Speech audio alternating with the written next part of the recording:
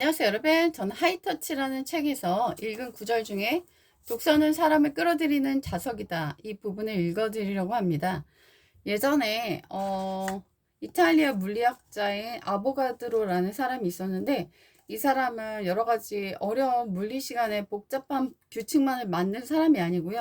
실상은 교회법과 박사학위를 받고 라틴 문학에도 정통했던 인문학자였다라고 합니다. 그는 모든 분야에 능통한 환재가 풍부했던 인물이었습니다. 어느 날 그가 물에 빠져 거의 죽을 지경에 이르렀는데, 마침내 구조되어 있던 그에게 여러 친지가 어떤 괜찮냐고 물어보니까 그는 이렇게 질문했다고 합니다. 내 혀는 그대로 있는가? 그래서 그렇다고 하니까 그럼 됐네 라고 안도했다고 합니다. 차라리 신체 한 부분이 상했을 망정 혀만 안전하면 예전의 인기를 누릴 수 있다는 자신감이었다고 할까요? 그는 실제로 많은 여자들한테 인기가 많았다고 하는데 풍부한 화제를 갖고 있었기 때문이라고 합니다. 용모는 아름다운데 지식이 없어 보이는 여자들에게 백치미가 있다라고 하죠. 하지만 남자나 여자나 백치미 또는 근육미만 있어서는 관계가 오래도록 유지되기가 어렵습니다. 말이 통하지 않기 때문이죠. 여러 사람과 말이 통할 수 있는 비결은 화제가 풍부한 사람이 되는 것입니다. 이와 같은 화제는 바로 독서에서 있을 수 있겠죠.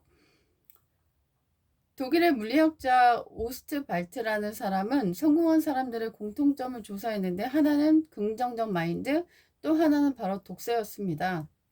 그리고 독서의 예찬가들이 하는 말들을 보면은 독서에는 머리, 관계, 그 다음에 인생을 모두 좋게 만드는 효과가 있다라고 이야기했다고 합니다. 그래서 책을 읽으면 지식이 많아질 뿐만 아니라 짧은 시간 안에 음을 뜻으로 바꿔가며 연산을 머리에서 진행하기 때문에 IQ가 좋아지며 화제가 풍부해져서 관계가 좋아지니 멋진 사람들과 인맥을 만드는 데 도움이 된다고 합니다.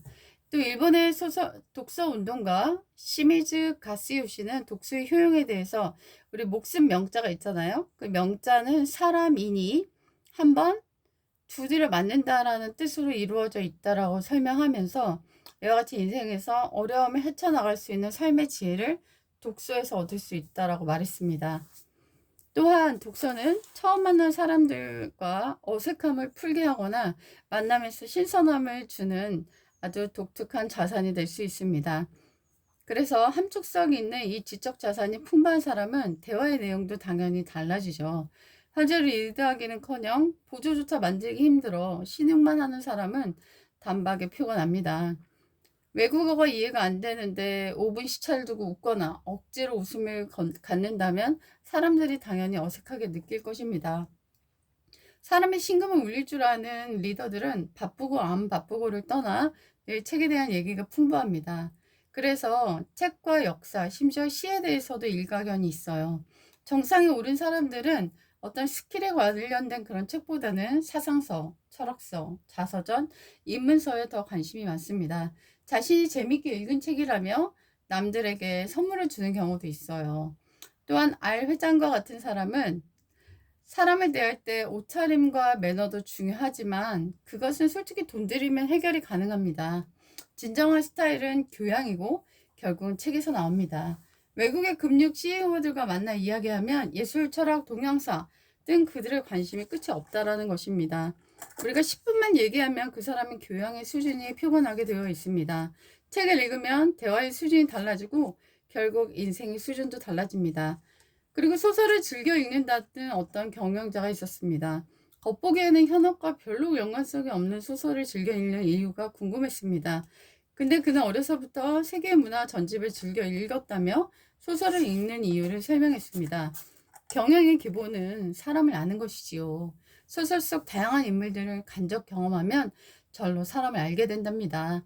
감정의 미세한 징후를 포착하다 보니 상대를 만나면 저절로 척 심리를 꿰뚫는 도사가 되는 것이지요.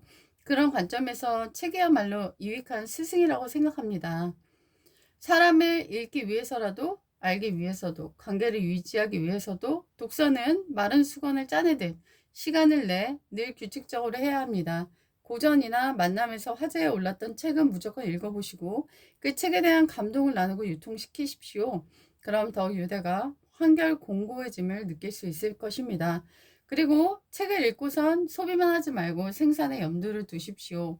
오프라 윈프리의 자서전을 읽고선 이 표현이 굉장히 좋았다고 합니다. 나는 나의 미래가 바라보기만 해도 눈부실 것이라고 믿었다. 이 구절을 인용해서 그의 강의에서 여러분의 미래가 바라보기만 해도 눈이 부실 것이라고 믿습니다. 라는 말로 말을 마쳤다고 합니다. 나중에 담당했던 교수의 말을 들으니 그 말미의 말이 감동적이었다고 하는 학생들이 그렇게 많더라는 얘기입니다. 창조는 꼭 무에서 유를 만드는 데 있지 않습니다. 서로 비슷한 상황의 이질적인 것들을 결합시키는 힘에서도 나옵니다. 독서는 바로 그런 응용, 눈부신 어휘력을 제공해 사람들에게 당신을 신선한 이미지로 각인시켜 줍니다.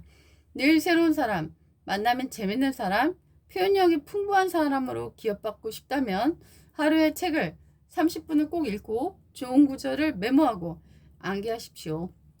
좋은 사람들을 자석처럼 끌어들이며 저절로 여러분의 인생에 행복이 찾아올 것입니다.